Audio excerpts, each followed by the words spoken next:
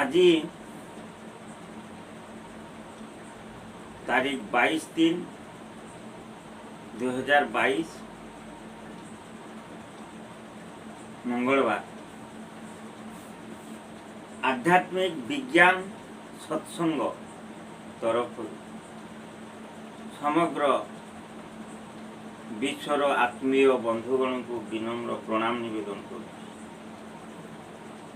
विगत आलोचना रे जम मंदिर एवं शिव मंदिर संपर्क में किसी सूचना दिया जाए।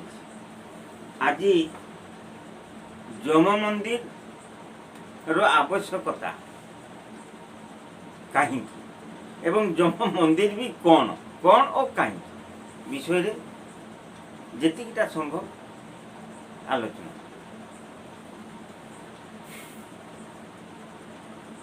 आध्यात्मिक चिकित्सा विज्ञान सूत्र कहे कौन अपि चेदछि पापेभ्यो सर्वेभ्यो पाप कृतमः सर्व ज्ञान प्रवणैव वृजिनं संतरिष्यसि अपि चेत् सुदुराचारो भजन्ते मां अनन्य भाग साधुरेव समन्तव्य सम्यक् व्यवसितो हितः मच्चिता मद्गता प्राणाः बोधयन्त परस्परं कथयन्तश्च मां नित्यं तुच्छन्ति च रमन्ति च। ये तीन प्रकार आध्यात्मिक चिकित्सा विज्ञान सूत्र अच्छी। प्रथम प्रकार सूत्र कौन अपि चेदछि पापेभ्यो सर्वेभ्यो पाप कृतमः सर्व ज्ञान प्रवणैव वृजिनं संतरिष्यसि। महाभारत युद्धर महानाटक दि ग्रेट इंडिया दि ग्रेट ड्रामा रे जगत गुरु श्री कृष्ण धनुर्धारी अर्जुन कहूँ हे पार्थ ए संसार रे मनीष माने बंचिबा पाई समस्ते दीर्घ दिन बंचिबा पाई सुखरे बंचिबा पाई व्यस्त विकल समस्ते व्यस्त सुखरे बंचा व्यस्त किंतु व्यस्तमय जीवन भितर अनेक किछि भल मंद आमे कर्म करि भल भी मंद तो प्रत्येक कर्मर तो फल अच्छी ना से फल अनुसार आमको किछि भोग करवा हुए तो सेटा दुर्भाग्य दुर्गति कष्ट जंत्रणा रोग व्याधि भी हो पारे। कर्मज कर्मज फल कर्मरु जो फलटा जाते थे कर्म फल किंतु से जदि बा व्यक्ति जनक जदि जेते एई भली अपकर्म करिथांतु पछे जदि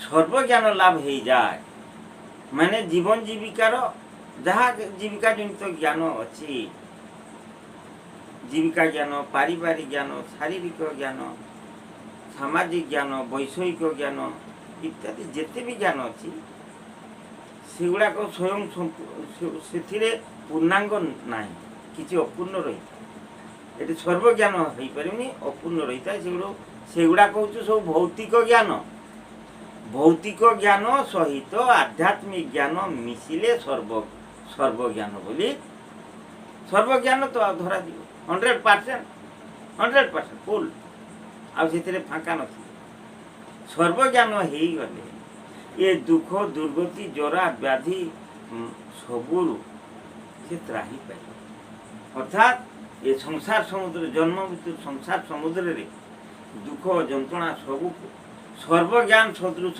डंगारे आरोहण करी इस संसार समुद्र को सुखरे अतिक्रम करी आम तो सुखरे रहा चाहे ए संसार को सुखरे उपभोग करने चाहे बस दीर्घायु हे सुखायु हे कि सुंदर कथाटे असुविधा कौटी रही अपि चेदछि पापेभ्यो सर्वेभ्यो पाप कृतमः सर्व ज्ञान प्रवणैव वृजिनं संतरिष्यसि। सर्वज्ञान रूपी डंगा द्वारा ये संसार जन्म मृत्यु दुख कष्ट भरा जंजाल भरा ସାଗରରେ ଆମେ ସର୍ବଜ୍ଞାନ ଡଙ୍ଗାରେ ଅତିକ୍ରମ କରି ଯିବୁ ଆରାମରେ ସୁଖରେ। ଏ ହେଉଛି ପ୍ରଥମ ସୂତ୍ର। ଦ୍ୱିତୀୟ ସୂତ୍ର, ଅପିଚେତ୍ ସୁଦୂରାଚାର ଭଜନ୍ତେ ମାଂ ଅନନ୍ୟ ଭାଗ ସାଧୁରେବ ସମନ୍ତବ୍ୟ ସମ୍ୟକ୍ ବ୍ୟବସିତ ହିତ। ଅପିଚେତ୍ ସୁଦୂରାଚାର ଭଜନ୍ତେ ମାଂ ଅନନ୍ୟ ଭାଗ ସାଧୁରେବ ସମନ୍ତବ୍ୟ ସମ୍ୟକ୍ ବ୍ୟବସିତ ହିତ।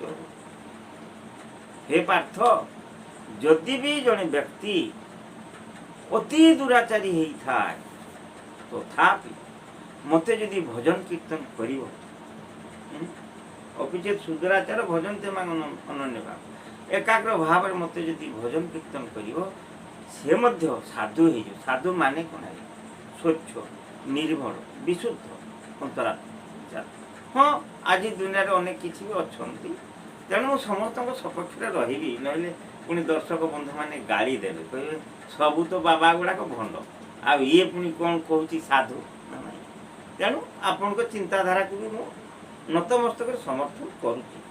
ହଉ, ଯାହା ହଉ, ତେବେ ଅପିଚେତ୍ ସୁଦୂରାଚାର ଭଜନ୍ତେ ମାଂ ଅନନ୍ୟ ଭାବ ସାଧୁରେବ ସମନ୍ତବ୍ୟ ସମ୍ୟକ୍ ବ୍ୟବସିତ ହିତ। ଯଦି ଅତି ଦୁରାଚାରୀ ହେଲେ ମଧ୍ୟ ଭଗବାନଙ୍କ ନାମକୁ ନିରନ୍ତର ଭଜନ କରିବେ, ତାହେଲେ ଏ ସଂସାର ସମୁଦ୍ରର ଦୁଃଖ କଷ୍ଟ ଜନ୍ମ ଜରା ବ୍ୟାଧିକୁ ଅତିକ୍ରମ କରିଯିବେ ଏଇ ଭଜନ ଡଙ୍ଗାରେ। ଭଜନ ଡଙ୍ଗାରେ ଭଗବାନଙ୍କୁ ଭଜନ କରିବା, ଭଗବାନଙ୍କ ପ୍ରଶଂସା କରିବା। କୌଣସି ଘଟଣାରେ ଯଦି ଆମେ ଭଗବାନଙ୍କର ଅଲୌକିକ ଲୀଳାଟାକୁ ଆମେ ଅନୁଭବ କରିପାରିଲେ, ତାକୁ ଆମେ ପ୍ରକାଶ କରିବା, ଭଗବାନ ତ ସେଥିରେ ଖୁସି ହେବେ। ସବୁ ଘଟଣା ଈଶ୍ୱରମୟ, କିନ୍ତୁ ଆମେ ତାଙ୍କର ଉପସ୍ଥିତିକୁ ଅନୁଭବ କରିପାରେ, ଏହି ହେଲା କଥା। ତେଣୁ ଯାହା ହଉ ବନ୍ଧୁଗଣ, ଯଦି ସେ ଭଜିବେ ସେ ତରିଯିବେ। ଏ ହେଉଛୁ ଆଧ୍ୟାତ୍ମିକ ଚିକିତ୍ସା ବିଜ୍ଞାନର ଦ୍ୱିତୀୟ ସୂତ୍ର, ରୋଗୀଙ୍କୁ ଚିକିତ୍ସା କରିବା। ଯଦି ଭଜନ କରିବାରେ ବ୍ୟକ୍ତି ଜଣକ ରୋଗୀ ବନ୍ଧୁ ଜଣକ ଅସାମର୍ଥ୍ୟ ହୁଅନ୍ତି, ତାହେଲେ ପୁଣି ତୃତୀୟ ଆଧ୍ୟାତ୍ମିକ ଚିକିତ୍ସା ବିଜ୍ଞାନ ସୂତ୍ର ପ୍ରୟୋଗ କରାଯାଏ। ତୃତୀୟ ଆଧ୍ୟାତ୍ମିକ ଚିକିତ୍ସା ବିଜ୍ଞାନ ସୂତ୍ରକୁ ପ୍ରୟୋଗ କରାଯାଏ। କ'ଣ? ମତ୍ଚିତା ମଦ୍ଗତା ପ୍ରାଣାଃ ବୋଧୟନ୍ତ ପରସ୍ପରମ୍ কথୟନ୍ତଶ୍ଚ ମାଂ ନିତ୍ୟଂ ତୁଚ୍ଛନ୍ତି ଚ ରମନ୍ତି ଚ। ମତ୍ଚିତା ମଦ୍ଗତା ପ୍ରାଣାଃ ବୋଧୟନ୍ତ ପରସ୍ପରମ୍ কথୟନ୍ତଶ୍ଚ ମାଂ ନିତ୍ୟଂ ତୁଚ୍ଛନ୍ତି ଚ ରମନ୍ତି ଚ। ହେ ପାର୍ଥ ଧନୁର୍ଦ୍ଧର, ମୋ ଠାରେ ସମର୍ପିତ ମନ ହେଇକି, ମୋ ଠାରେ ଆତ୍ମା ମନ ସମର୍ପିତ ହେଇକି ଯେ ମୋ ବିଷୟରେ ଭଜନ କୀର୍ତ୍ତନ କରନ୍ତି, ମୋର ଲୀଳାରେ ଆନନ୍ଦିତ ହୁଅନ୍ତି, ସେମାନେ ମଧ୍ୟ এই ସଂସାର ସମୁଦ୍ରର ରୋଗ ବ୍ୟାଧି ଜଞ୍ଜାଳରୁ ତରିଯାନ୍ତି। କିନ୍ତୁ ଏ ସୂତ୍ର ବି ଅନେକ କ୍ଷେତ୍ରରେ ଫେଲ୍ ମାରିଯାଏ। ରୋଗୀ ବନ୍ଧୁମାନଙ୍କର ମାନସିକ ଅବସ୍ଥାକୁ ଦେଖିକି ଏ ସୂତ୍ର ପ୍ରୟୋଗ କରାଯାଏ, କିନ୍ତୁ କେତେକ ଜାଗାରେ ଏ ତିନିଟା ଯାକ ବି ଫେଲ୍ ମାରିଯାଏ। ସେମାନଙ୍କୁ ଶେଷରେ କ'ଣ କରାଯାଏ? ଆଉ ଚତୁର୍ଥ ସୂତ୍ର ପ୍ରୟୋଗ କରାଯାଏ। ଇନ୍ଦ୍ରିୟାର୍ଥେଷୁ ବୈରାଗ୍ୟମ୍ ମନୋହଙ୍କାର ଏବ ଚ ଜନ୍ମ ମୃତ୍ୟୁ ଜରା ବ୍ୟାଧି ଦୁଃଖ ଦୂଷାନୁ ଦର୍ଶନମ୍। ଇନ୍ଦ୍ରିୟାର୍ଥେଷୁ ବୈରାଗ୍ୟମ୍ ମନୋହଙ୍କାର ଏବ ଚ ଜନ୍ମ ମୃତ୍ୟୁ ଜରା ବ୍ୟାଧି ଦୁଃଖ ଦୂଷାନୁ ଦର୍ଶନମ୍। ଜଣେ ରୋଗୀ ବନ୍ଧୁ ବହୁତ କଷ୍ଟ ଯନ୍ତ୍ରଣା ପଡ଼ୁଛି ଏବଂ ତାଙ୍କୁ ସାହା ଭରସା କରିବା ପାଇଁ ବି ନାତି ପଣନାତି ଝିଅ ପୁଅ ବୋହୂ କେହି ଚାହୁଁ ବି ନାହାନ୍ତି, ଅଥଚ ସିଏ କଷ୍ଟ ପାଉଛନ୍ତି, ଖାଇବାକୁ ଖୋଜୁଛନ୍ତି, ଭଲ ଖାଇବା, ଭଲ ଶୋଇବା, ଭଲ ପିନ୍ଧିବା, ମୋତେ ଶୀଘ୍ର ଭଲ କରିଦିଏ। ମାନେ ସେ ଅନୁଭବ କରିପାରୁନାହାନ୍ତି ଯେ ସଂସାର କେତେ କଷ୍ଟମୟ, ଦୁଃଖଦାୟକ, ତଥାପି ସେ ଅନୁଭବ କରୁନାହାନ୍ତି। ଆହୁରି ଏଠି ରହିବି, ଆହୁରି ରହିବି, ମୋତେ ଦିଅ ଖାଇବି।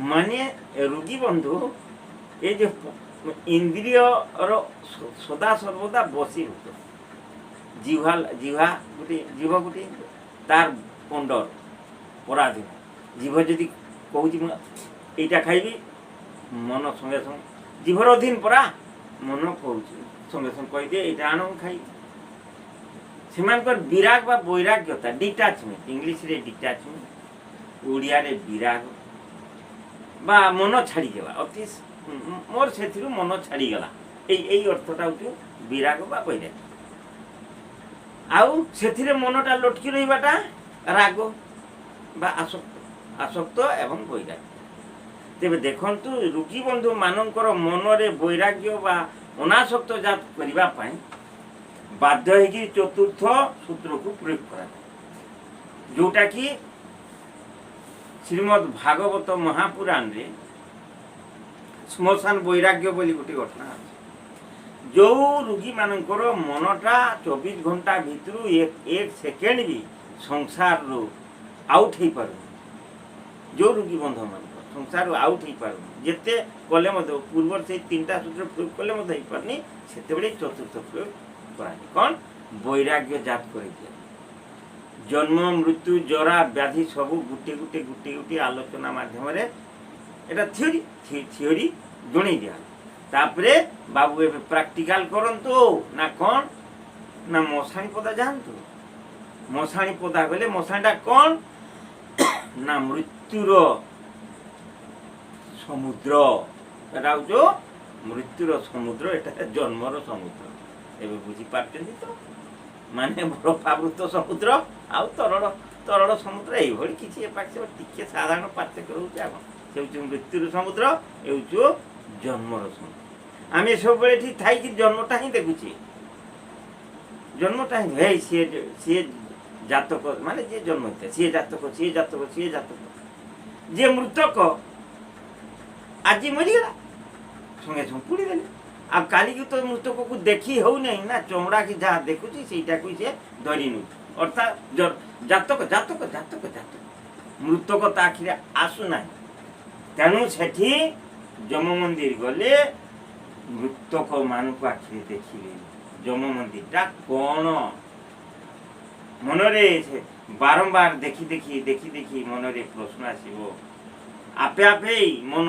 से व्याकुल हे भगवान हे देखो से गुरुजन एठी से जुई रे मेंबर की अच्छा हाय सेठी से पड़ोसी बंधु अच्छा एमाने केते नाई कष्ट केते नाई उद्यम करछंती एई डैमेज शरीरटा को मरामती करबो किछि हेई पारला अनेक प्रकार चिकित्सा करछंती वर्ष वर्ष धरी चिकित्सा करछंती चिकित्सा युद्ध रे से माने विजय टीका प्राप्त हेई नाहंती पराजय हेई आसिकी ए जमपुर रे सदस्य ग्रहण करिनी मु भावुथिली बोधे मु ही ये चिकित्सा युद्ध रे मु ही बेसी उद्यम करी एमान तो मोटू बहुत बेसी उद्यम करिथिले तथापि विफल एनु मते मध्य एठू आसीबाकू हबो संगे संग जो उद्धत अहंकारी दशानन लंकेश रावण जे भली निज हाथरी मेघनाथ इंद्रंकर कटा मुंड निजर पुओंकर कटा मुंड निज हाथ में देखी कांदी पकड़ ये कटा मुंड केमिति आसीची लक्ष्मण द्वारा शिरच्छेदित पुत्रर कटा मुंड हाथ में धरी बाहुनी बाहुनी एबे कहउचंती अरे तेरी जैसा गति हुई मेरी ऐसा होगी ओम राम श्री राम जय जय राम तेरी जैसा गति हुई मेरी ऐसा होगी ओम राम श्री राम जय जय राम हे पुत्र तोर जो दुर्गति हला शिरच्छेदन हला ओरे मोर मध्य से शिरच्छेदन हो ठीक से भली मशाणी पदा गले मनरे संसार अटैचमेंट रु डिटाचमेंट हुए किसी समय पर ए संसार डिटाचमेंट पर ही ଏ ମନ ସେଠି ଯିବ। ମନ ଆଜ୍ଞା ଜଣେ ତ ଲୋକ ଯଦି ଆମେ ଭୌତିକ ଆଧାରରେ ଚିନ୍ତା କରିବା, ଏରେ ଶରୀରଟା ତ ଗୋଟିଏ। ଏ ଧରନ୍ତୁ ଆମେ ବିଦ୍ୟାଳୟରୁ ଆସିଲେ, ଘରକୁ ଆସିଲେ, ସାଙ୍ଗ ସାଙ୍ଗେ କ'ଣ କଥା ହେଇଥିଲି, ଏରେ ସାଙ୍ଗ ଯିବାରେ ଶୀଘ୍ର ଖେଳ ପଡ଼ିଆକୁ ଯିବା, ମାନେ ଏ ଶରୀରଟା ଘର ଛାଡ଼ିଲେ ସିନା ଖେଳ ପଡ଼ିଆକୁ ଯିବ। ଘରେ ଯଦି ଆସିକି ବାପା ମା କୂଳରେ ସେ ଶୋଇଯିବ, ବାପା ମା ଭାଇ ଭଉଣୀ ସହିତ ଗେଲ ବସର ହେବ, ସେ ଆଉ ଖେଳ ପଡ଼ିଆକୁ ଯାଇପାରିବ ନା ଭଲ ଖେଳାଳି ହେବ? କିଛି କରିପାରିବ। ଠିକ୍ ସେଇଭଳି ମନ ତ ଗୋଟିଏ ନା। ମନଟା ଯଦି ସବୁବେଳେ ଏ ଭୌତିକ ପରିବାର ବନ୍ଧୁବର୍ଗ ଭିତରେ ବୁଡ଼ି ରହିଲା, ତାହେଲେ କିଛି ହେଇପାରିବ। ତେଣୁ କିଛି ସମୟ ପାଇଁ ଯମପୁରକୁ ଗଲେ ସେଠି ମୃତ୍ୟୁଟା ଦେଖିଲେ ଯାଇକି ସେ ଡିଟାଚମେଣ୍ଟ ଆସିଯାଏ, ଅନାସକ୍ତ ଆସେ, ବୈରାଗ୍ୟତା ଆସେ, ଯେଉଁଟାକି ଶ୍ରୀମଦ୍ ଭଗବତ ମହାପୁରାଣରେ ଶ୍ମଶାନ ବୈରାଗ୍ୟତା ଅଛି। ସାଧାରଣ ଦୃଷ୍ଟି ଦେଖୁନାହାନ୍ତି, ଆମେ ଅନେକ ସବୁ କେତେ ନାହିଁ କ'ଣ କରୁଛେ, କି ଗୋଟିଏ ସମୟ ବି ଈଶ୍ୱର ଭାବନା ଜାଗ୍ରତ ହୁଏନି। କିନ୍ତୁ ମଶାଣି ପଦାରେ ଯେତେବେଳେ ବନ୍ଧୁବର୍ଗଙ୍କୁ ନେଇକି ଶବ ସତ୍କାର କରେ, ସେଇଠି ଚିତା ଜଳୁଥାଏ, ଆମେ ଦେଖୁଥାଏ, ଦେଖ ଏ ଲୋକଟା କ'ଣ ନାହିଁ କରିଥାନ୍ତେ, ଏଇଟା କରିବେ, ସେଇଟା କରିବେ, ଏଇଟା କରିବେ, ସେଇଟା କରିବେ, ଚାଲିବେ। ଆରେ ହେ ମୋର ବି କେତେବେଳେ ଦୋଷ ଆସିଯିବ, କେଜାଣେ କାହାର ମୃତ୍ୟୁ କାଳ ଆଜି ହୋଇଯିବ ଉପସ୍ଥିତ। ଧନ ମୁଁ ଅର୍ଜିବି, ଧର୍ମ ମୁଁ କରିବି, ଏ ଜୀବନ ଅନିଶ୍ଚିତ। ଧନ ମୁଁ ଅର୍ଜିବି, ଧର୍ମ ମୁଁ ଅର୍ଜିବି, ଧନ ମୁଁ ଅର୍ଜିବି, ଧର୍ମ ମୁଁ ଅର୍ଜିବି, ଧନ ବି ଅର୍ଜିବି, ଏ ଜୀବନ ଅନିଶ୍ଚିତ। କେଜାଣେ କାହାର ମୃତ୍ୟୁ କାଳ ଆଜି ହୋଇଯିବ ଉପସ୍ଥିତ। ସେଇଠି ହିଁ ଜାଗ୍ରତ। ଧର୍ମ ମାନେ ନିଜକୁ ସଂସ୍କାର କରିବା। ଆଜ୍ଞା ମନକୁ ସଂସ୍କାର କରନ୍ତୁ, ସଙ୍ଗେ ସଙ୍ଗେ ଈଶ୍ୱର କନେକ୍ସନ୍ ହେଇଯିବ। ଯମ ମନ୍ଦିରଟା କ'ଣ ବୁଝିଗଲେ? ହେଉଛ ସଂସାର ସମୁଦ୍ରର, ସେଟା ହଉଛି ମୃତ୍ୟୁ ସମୁଦ୍ର।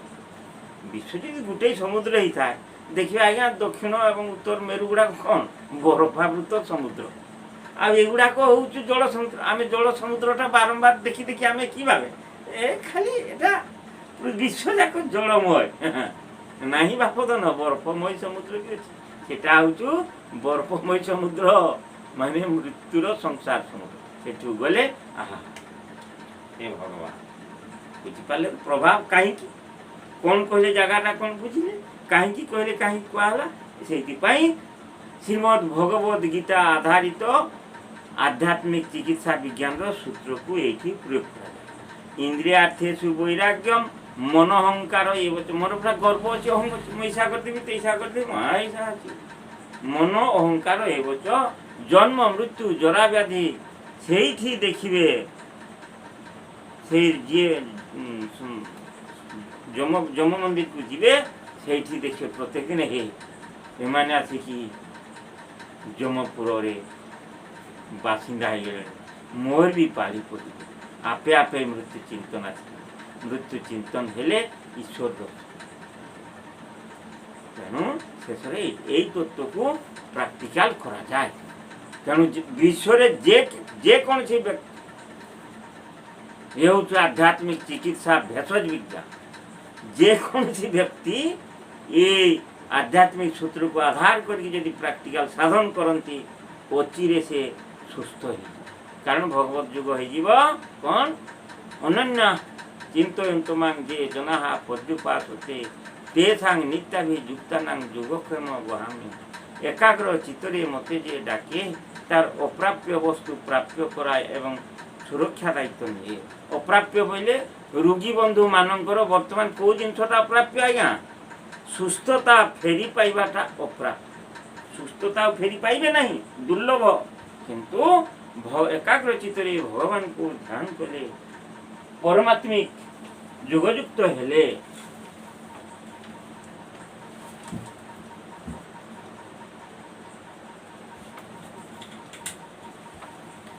ଏକାଗ୍ର ଚିତ୍ତରେ ଭଗବାନଙ୍କୁ ଧ୍ୟାନ କଲେ, ପରମାତ୍ମିକ ଯୋଗଯୁକ୍ତ ହେଇଗଲେ। ଆମେ ପୁରା ସବୁବେଳେ ବିୟୋଗରେ ରହେ, ପରମାତ୍ମିକ ବିୟୋଗ। ଆଜ୍ଞା ଆମ ଔଷଧ ଗିଳୁଛି, ହେଲେ ଏ ବଥାଟା ରହିଯାଇଛି। ଆପଣଙ୍କୁ ତ ଶରୀର ପାଇଁ ଔଷଧ ଖାଇବାକୁ କହୁଛି, ଶରୀର ପାଇଁ ଔଷଧ, ଆଉ ବାୟୁ ଦୋଷ ପାଇଁ ଆସନ ପ୍ରାଣାୟାମ ଏବଂ କିଛି ଔଷଧ। आउ आत्मा चिकित्सा पाई प्राक्टिकाल ना समय कहीं सार मु खाली औषध गिड़ू छाड़ता क्या बेसी आपण रोगी बंधु मान गाड़ी देवी कारण कि कहवा समस्त अज्ञान तेणु जहा धीरे धीरे भगवत कृपा दृष्टि हो से परमात्मिक जुगरे भगवान को सहित तल्लीन हूँ यहाँ भगवान गॉड अल्लाह प्रभु ठारे निवेदन तेणु ये तो अशेष समुद्र आज्ञा ज्ञानर आ कौन कह सारांश को ग्रहण करेंगे एति मोर अनुरोध आलोचन दोष त्रुटि परिलक्षित हेले दयापूर्वक क्षमा करेंगे शेष समस्त ज्ञानी गुणी सज्जन मंडली को निकटरे विनम्र प्रणाम जन